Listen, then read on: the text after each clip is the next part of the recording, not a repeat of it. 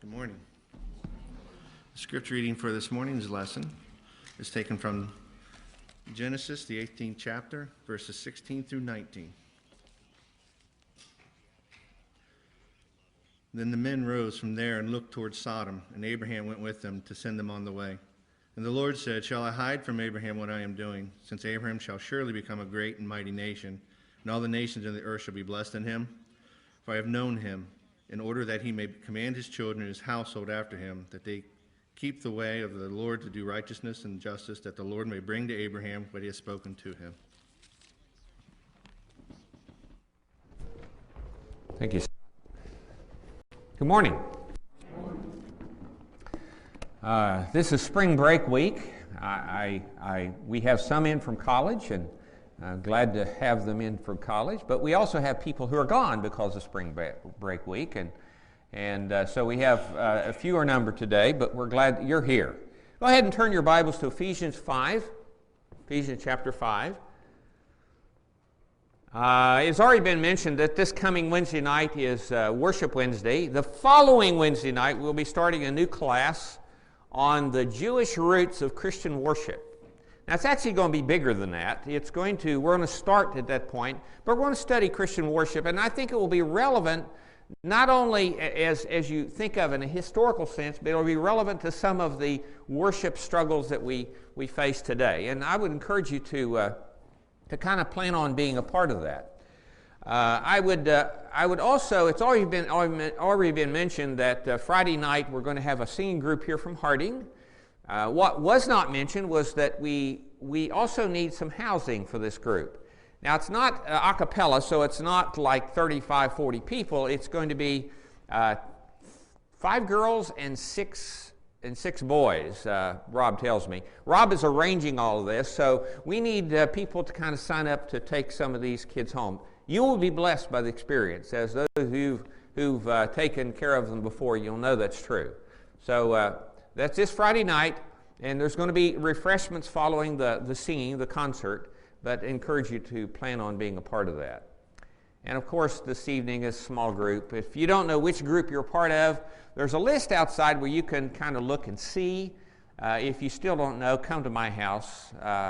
6 o'clock this evening, you're welcome, and Tricia will have a good soup for you. We'll just kind of subdivide it one more time, and we'll be glad to have you as part of our group. Why don't you stand up and say hi to somebody near you? I've always been fascinated with various predictions of prognosticators of the future. Now, for those of you who are older, let me explain to you, I'm not talking here about fortune tellers such as Gene Dixon, but rather I'm talking about those who make social or economic or technological prognostication. I'm talking about them. Sometimes they're amazingly on target. And at other times, they're so far off base, they're kind of from the east is to the west. They miss it completely. And often the very ones you would expect to be most, have the best insight are the ones that miss it the most. For example, listen to this one. Theoretically, television may be feasible, but I consider it an impossibility.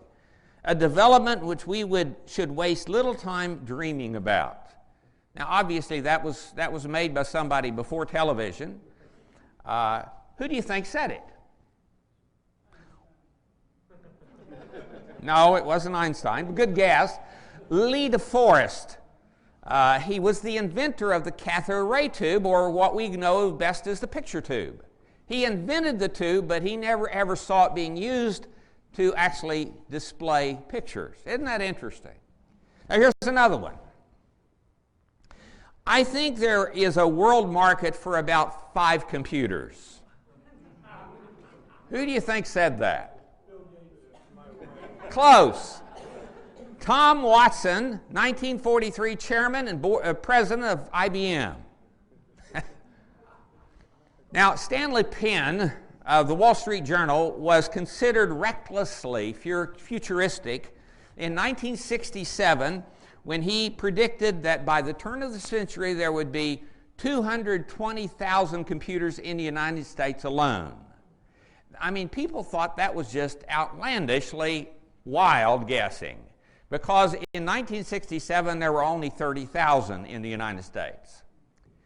Well, if you multiply that number, his guess, by 1,000, you would be closer on target to how many computers there actually were in the United States in the year 2000. On the other hand, projections in the realm of aerospace have far outdistanced reality. Rocket scientist Werner von Braun predicted by the year 2000 we will undoubtedly have a sizable operation on the moon.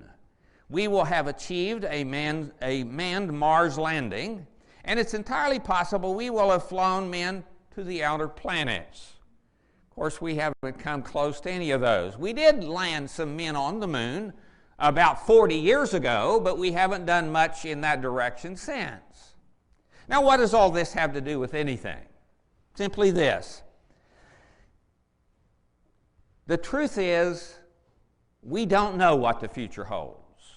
We only know who holds the future. And we know that it's going to be different than it is today. We know that.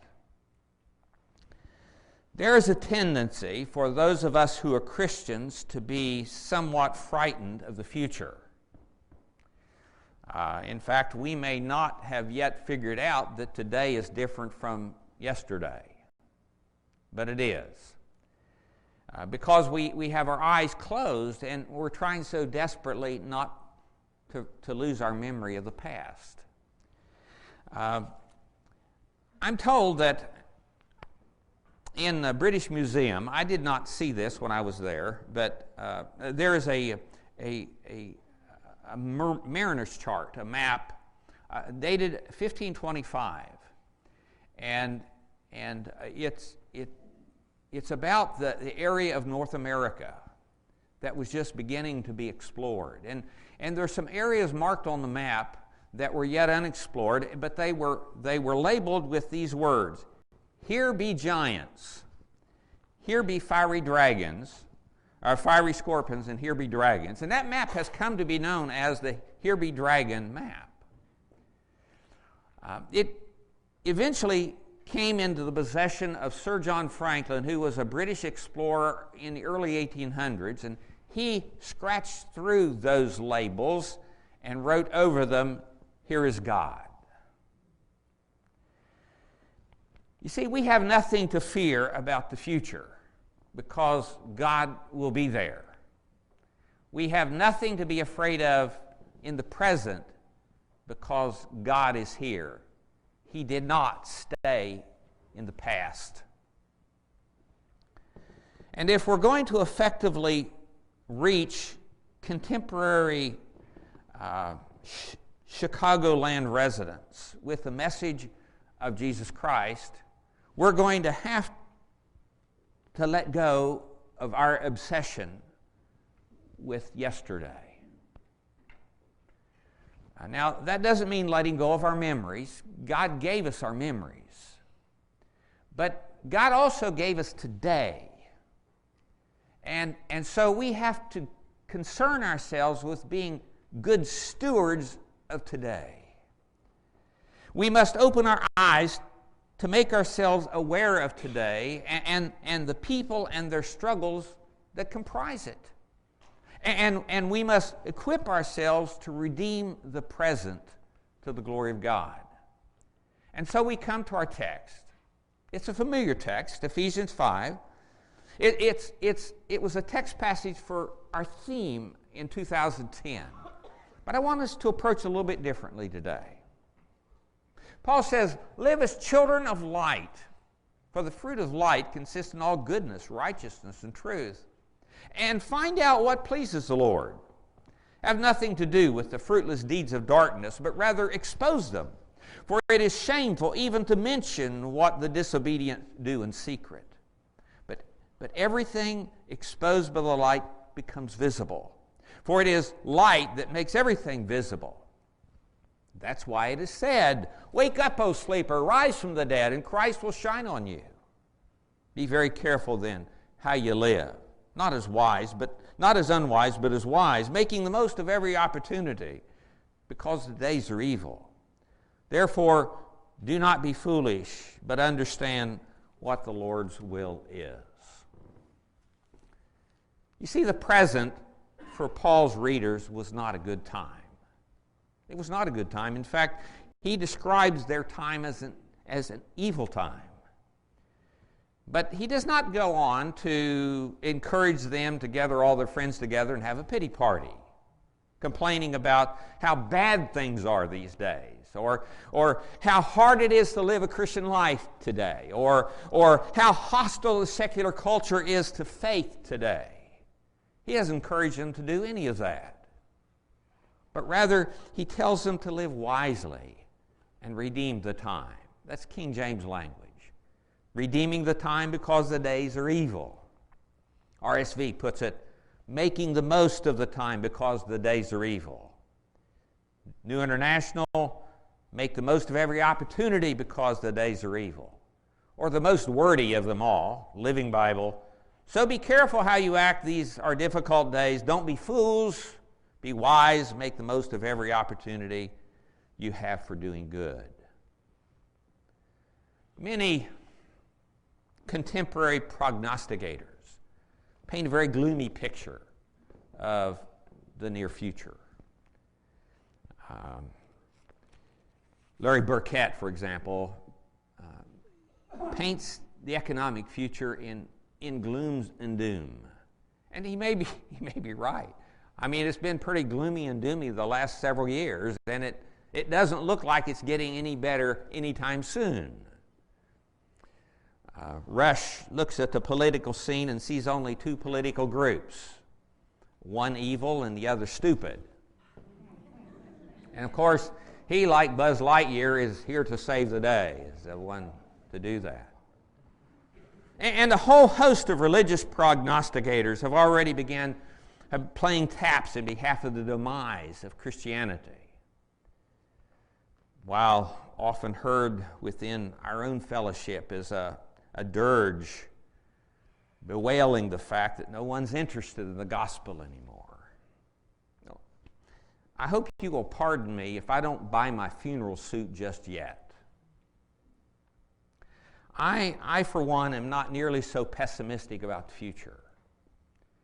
And I'm not pessimistic about the present either. I do not believe that the culture that we live in is so unreachable as is often described. We may be oblivious to how to reach it. That may be true.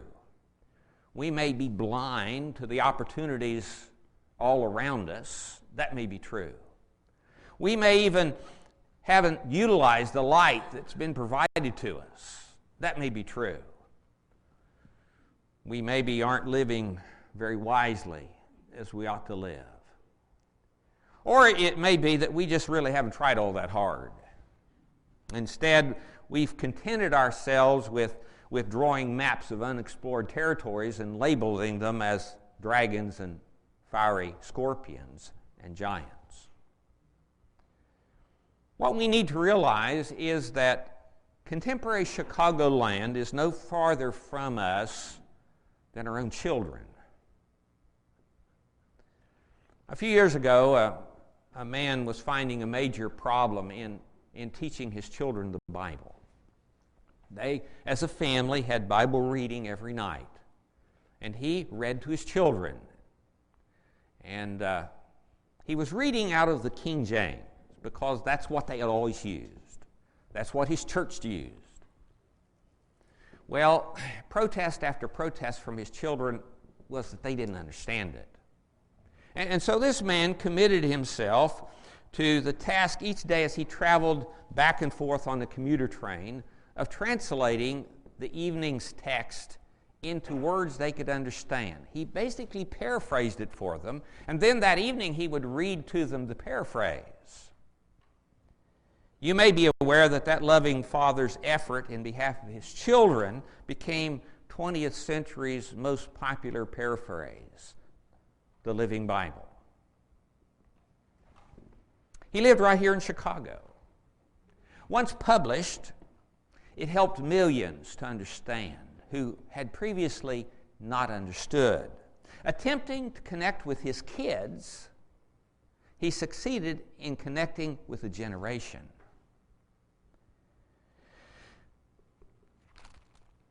Along that same line, one of the most transgenerationally appreciated packages of wisdom in the world is what we know simply as Proverbs.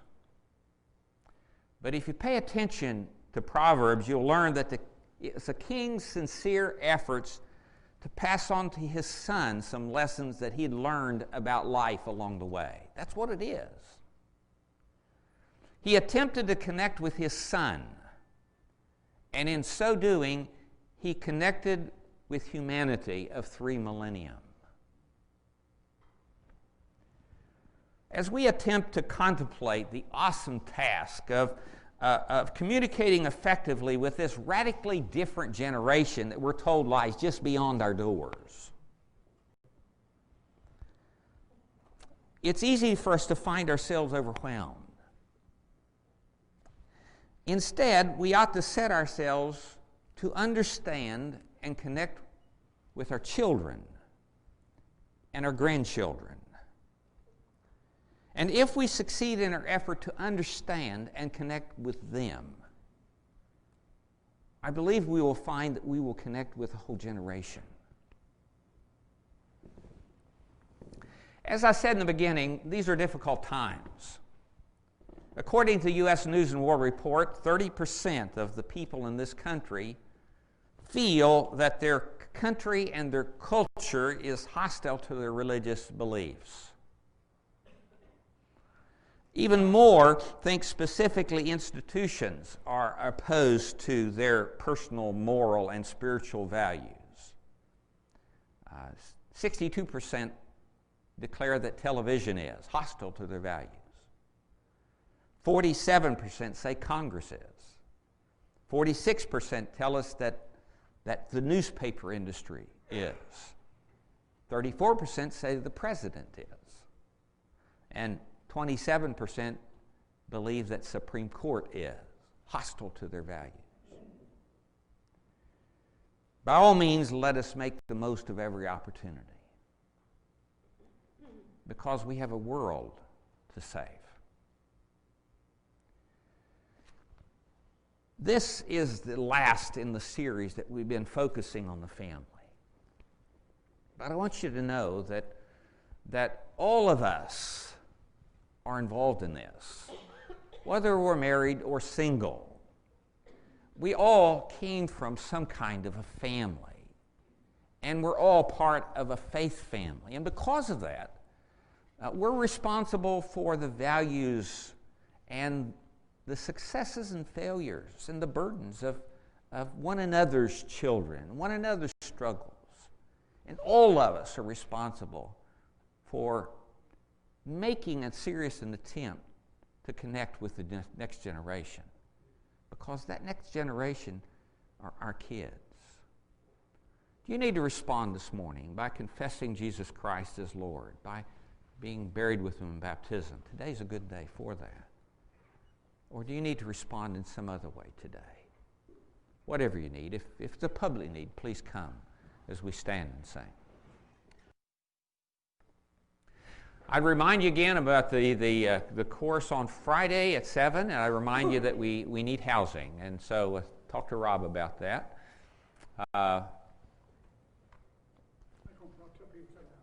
Tell people to sit down. Go ahead and sit down. Yes, go ahead, Bob.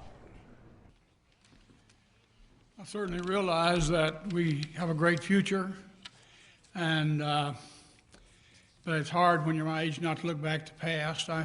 I started my association here in 1977. We were at Des Plaines. It has, for the most part, been a fantastic and wonderful association.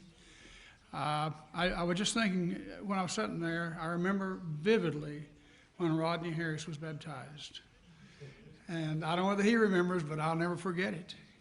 And I remember so many other things that have taken place here. And from the very time that I came here, this has been my church. I was gone for a long time. I never, ever stopped loving this family, and I still love you very, very much. I've held a conviction for many years, and I have had great difficulty in persuading people to accept it, and that is that elders should not be appointed for life.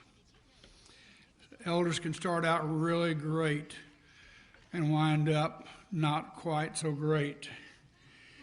Elders are answerable to God. Elders are answerable to each other. And elders, I absolutely believe, are answerable to the congregation. And I don't know if you remember or not, but when I was put in as an elder, I said, you put me in, you can take me out. I'm so glad none of you tried to take me out. For the past 2 years, I've been working with like-minded elders. I believe every single one of them will agree with what I've just said, that elders should rotate out after a time. And at that point, about 2 years ago, I asked that I be the first one to rotate out. And for that reason, I tender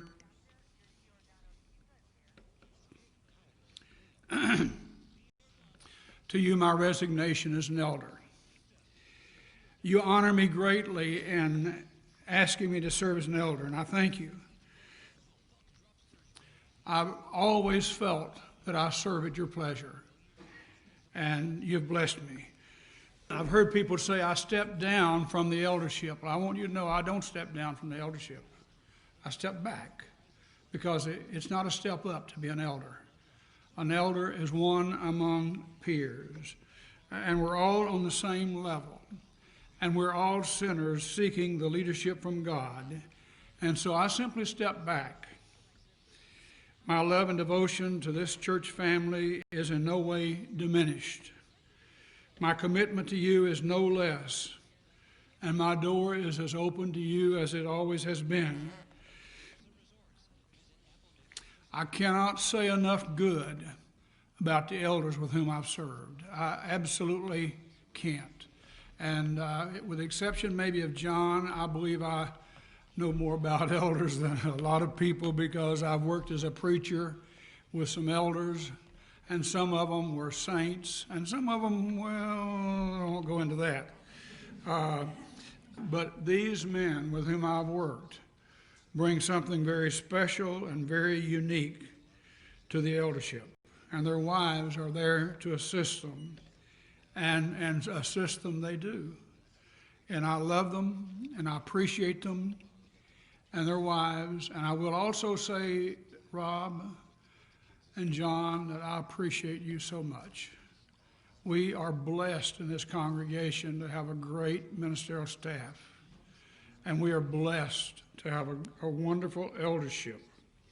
And I will continue to serve in any capacity that is within my ability and of which I am asked.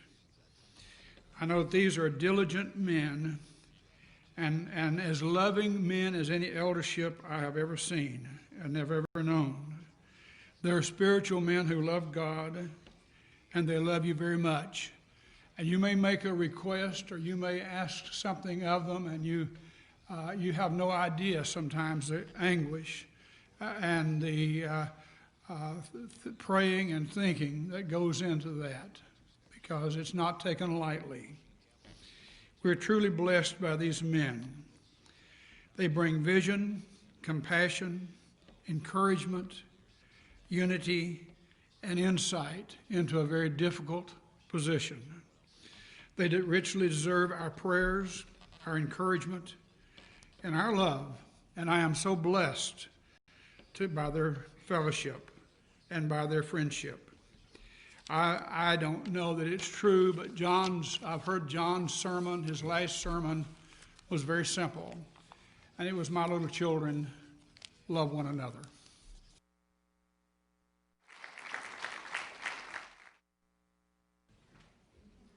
Let me say a word kind of in response to that. Bob is telling you right. When we, as an eldership, agreed that we wanted to begin term limits, or making sure that the shepherds were rotating in and out, at least rotating out for a year after a few years. We made the determination that not everybody would rotate out at the same time because that would be chaotic, but Bob indicated he wanted to be the first to do that. And part of his reason for that was he wanted to make sure that that rotation process was started. And I firmly agree with him on it, and I agree that that's something that is very, very needed in our time, and we just need the break now and then. And I too have worked with shepherds of all different kinds, and I too confirm to you that this group has been a very, very good group. And Bob has been a priceless part of that, and we're going to miss him in those meetings, but he's doing the right thing, and I confirm him in that. My challenge to you today is as you approach the future, don't do it frightened. Do it in faith, realizing that God goes with us as we go.